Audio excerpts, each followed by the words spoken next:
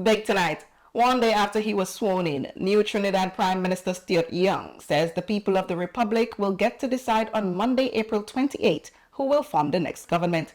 In a statement issued in Port of Spain on Tuesday, it was announced that the parliament there will be dissolved at midnight.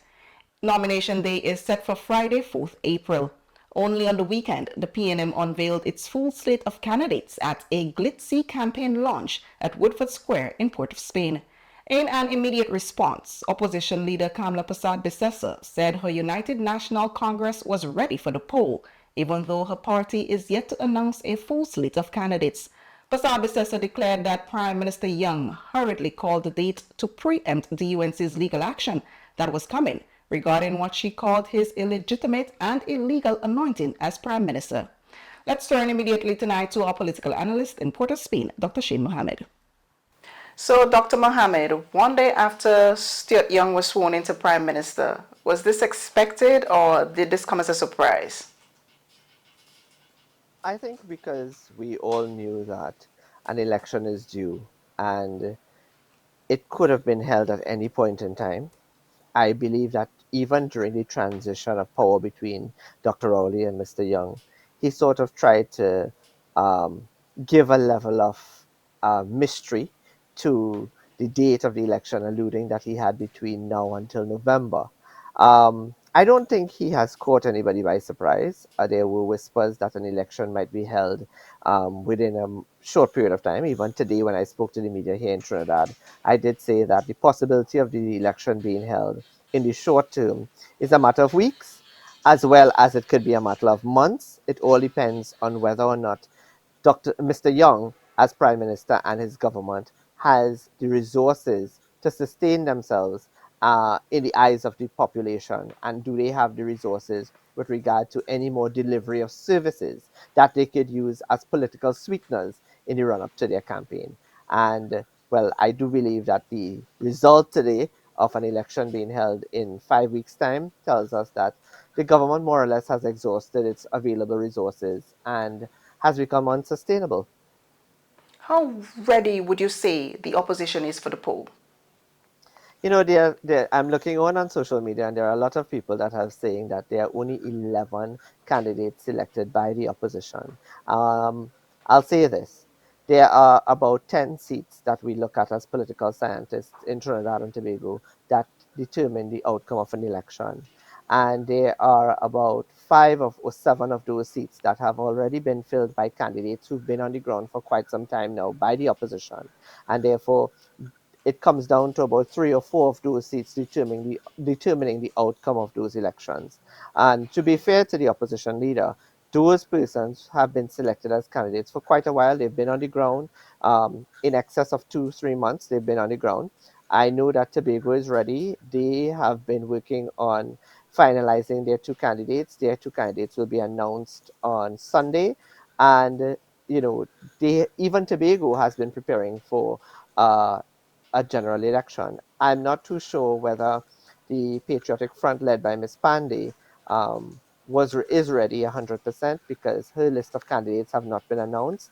I think in the end, in this instance where Ms. Pandey had indicated that she had planned to run all 41 candidates for this election, she may be caught a little bit off guard because as a newcomer and a new political party on the political hustings, it would have been more in her best interest to have most of her candidates on the ground rather as compared to Mrs. Prasad Bisasa.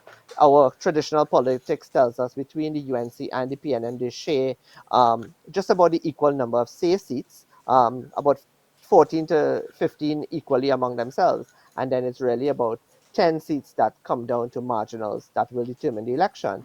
Um, and as I said, those seats Mrs. Prasad Bisasa have had candidates on those seats in those particular marginals for quite some time. So I don't think it's very much a surprise to them. I think it's just a matter now for Mrs. Prasad Bisasa to release the rest of her candidates, um, especially the people that, you know, people are looking forward to see that her candidates are the kind of candidates that could engender public trust and confidence and be able to outshine and outdo what currently presents itself from the incumbent government. Now, With the change in leadership from Keith Rowley to Stuart Young, what kind of impact that could have on the outcome of the poll? Is this a net gain for the PNM? I do think that there's a gamble. I think Mr. Young, as Prime Minister, he thought that maybe by talking about an election in November, he may have caught the government, the opposition, sorry, by surprise. But the thing about it is, I have always said that one thing about Mrs. Prasad Bisasa and Dr. Rowley is that they should never be underestimated. Their political wit, their political mileage, their political experience is something that it cannot be underestimated because in 2010, Mrs. Prasad Bisasa, Mr. Manning took a chance and called a snap election within a month of her becoming the opposition leader. And we saw what the result of that was. I do know that Mrs. Prasad Bisasa has been working to um, sort of redeem herself and redeem her political stock. And this would be the test of her mettle. And therefore, I would expect that she has been, she will do what is necessary to, go out in a blaze of glory. With Mr. Young, I think he took a gamble. There's still some resentment on the ground as it pertains to how people feel towards him because they see him as a direct linkage and a direct organism of Keith Rowley. And it's going to be very difficult for him to shirk that linkage between Dr. Rowley and himself and shirk himself from the policies of the Rowley administration. Right. So, in the next month or so, what will be the main issues that will dominate the campaign, in your opinion?